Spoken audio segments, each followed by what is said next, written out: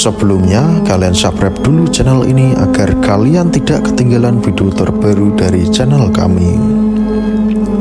Senopati bertemu dengan Ratu Kidul. Alkisah, ada seorang menteri yang bernama Ki Bocar yang sangat sedih hatinya melihat ulah teman-temannya itu.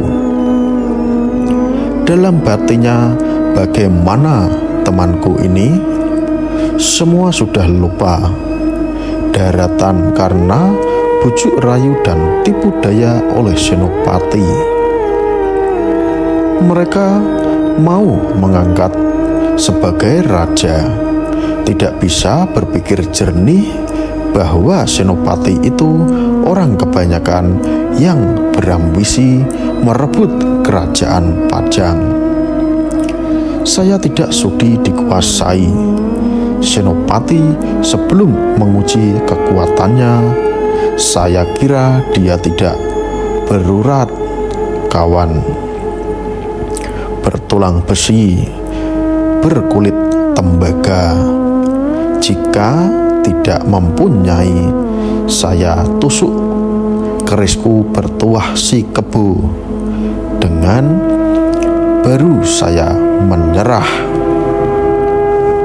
Senopati sendiri sudah tahun kalau Ki Bocor mau menandingi dirinya.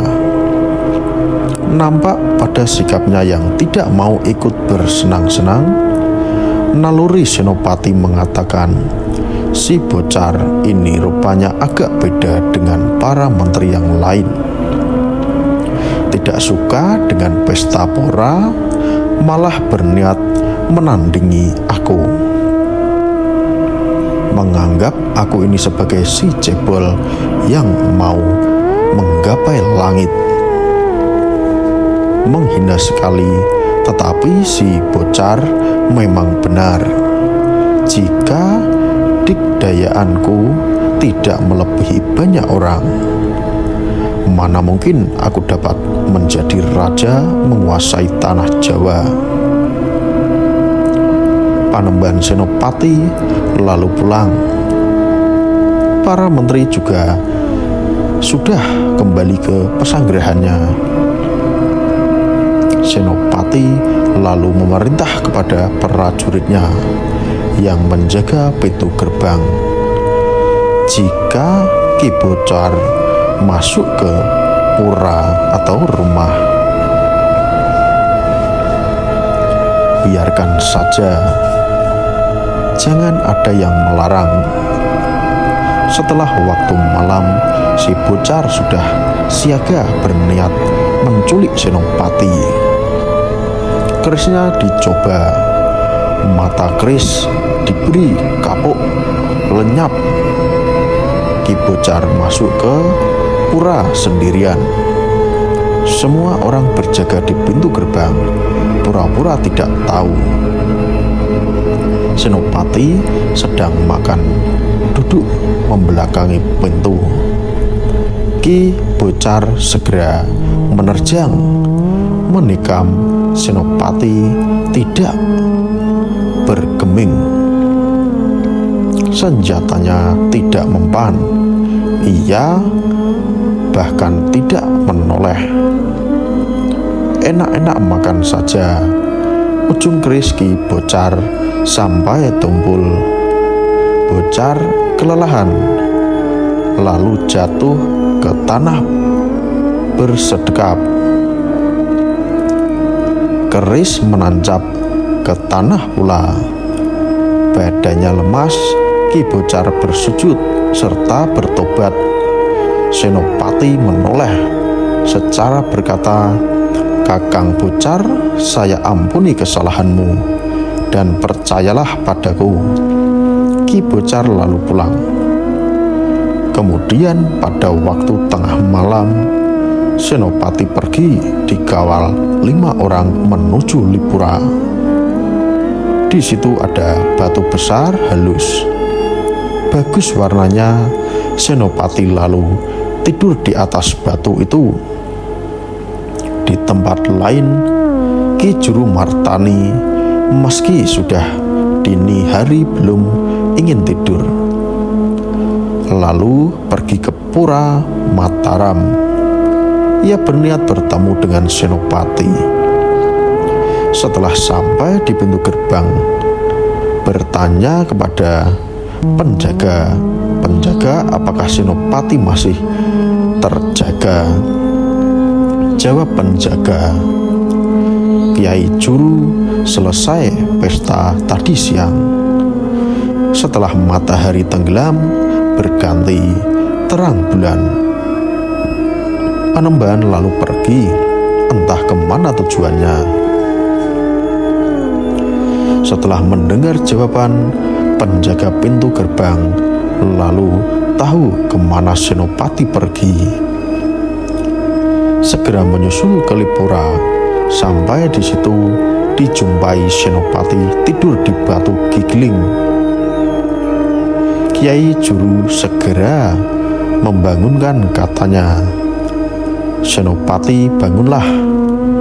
Katanya ingin jadi raja, kenapa tidur melulu? Lalu ada bintang jatuh dari langit, bercahaya besar. Buah kelapa dengan sebutnya jatuh di atas ulu hatinya. Kiai Juru begitu terkejut, segera membangunkan Senopati. "Senopati, bangunlah segera. Benda mencorong di atas ulu hatimu itu apa?"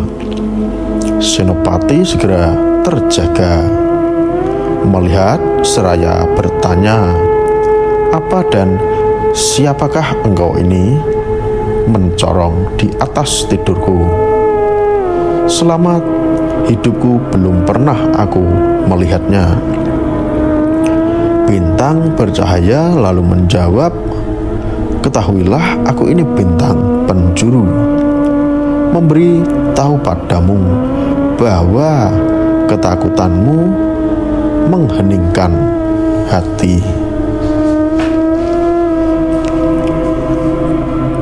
Memohon perkenan Allah, sekarang sudah diterima Allah, yang kumohon dalam doa telah kabulkan. Engkau akan menjadi raja, menguasai tanah Jawa. Turun-temurun ke anak cucumu, menjadi raja di Mataram tanpa timbang.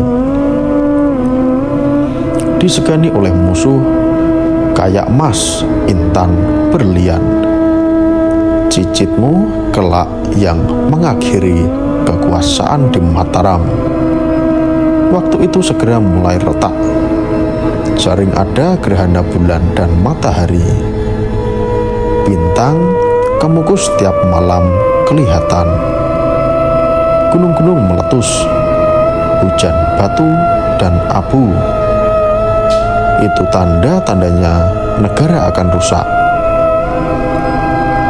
Bintang tadi sesudah berbicara demikian lalu musnah. Senopati berkata di dalam hati, "Sekarang permohonan kepada Allah sudah terkabul.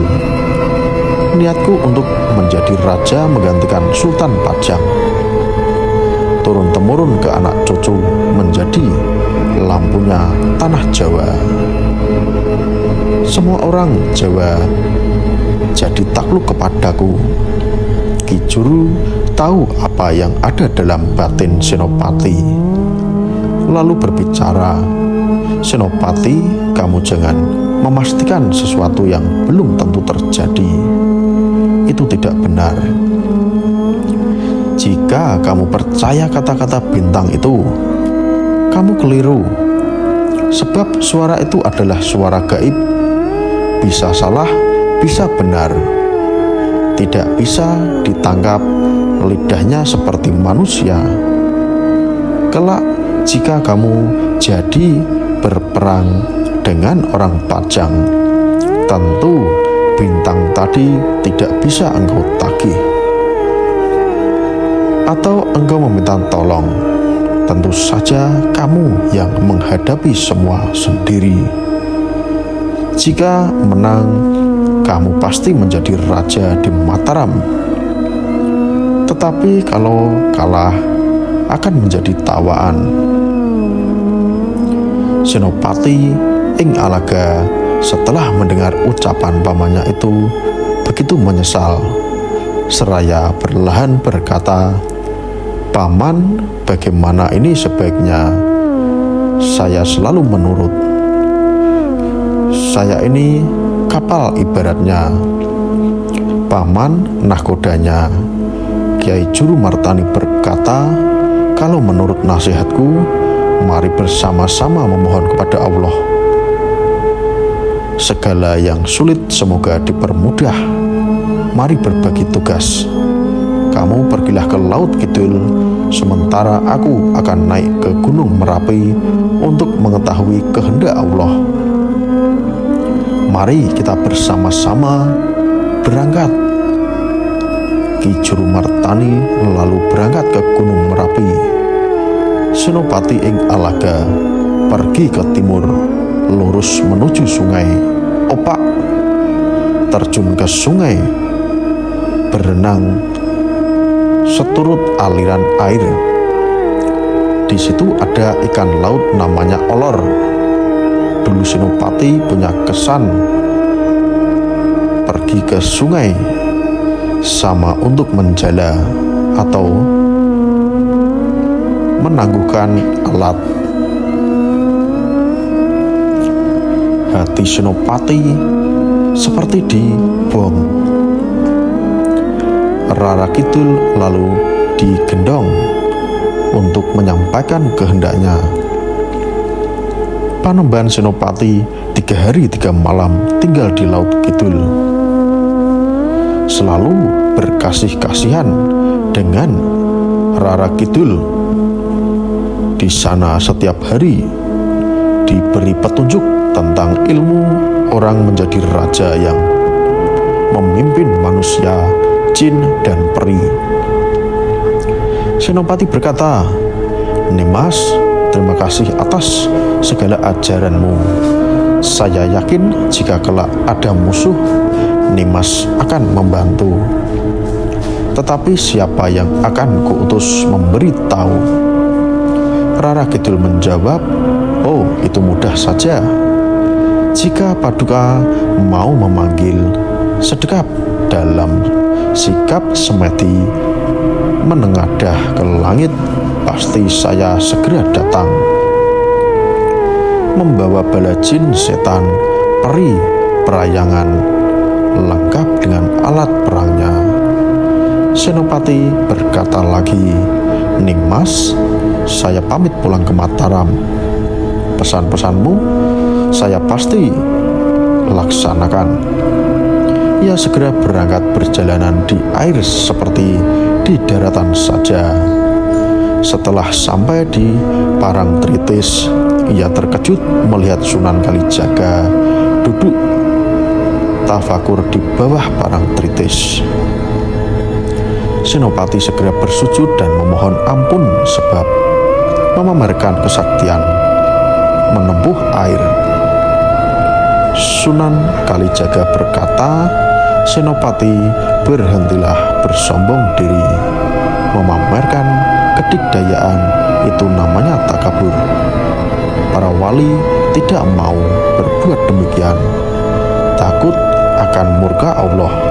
Jika kamu ingin menjadi raja, selalu bersyukur sebagai makhluk ciptaannya. Marilah bersama-sama ke Mataram. Saya ingin melihat rumahmu." Lalu mereka berangkat bersama. Sesudah sampai di Mataram, Sunan menyaksikan rumah Senopati belum terpagar. Sunan berkata, "Rumahmu tidak berpagar bata. Itu tidak baik. Kamu dapat disebut orang sombong, sebab tidak ada curiga karena mengandalkan kesaktian, teguh kedikdayaan. Ibarat kerbau sapi tanpa kandang, tentu akan terlepas kemana-mana. Kerbau sapi tadi sebaiknya diikat. Kalau malam dikandangkan di luar, dijaga orang serta berserah kepada Allah. Demikian kamu dalam mendirikan rumah sebaiknya pakailah pagar yang disebut pagar bumi. Orang-orang Mataram jika musim kemarau perintahkan membuat bata. Jika sudah banyak, buatlah kota raja. Sunan lalu mengambil tempurung diisi air, dituangkan berkali-kali sambil bersikir, kelak jika kamu membangunkan kota, ikutilah ini. Senopati bersedia. Sunan lalu kembali pulang.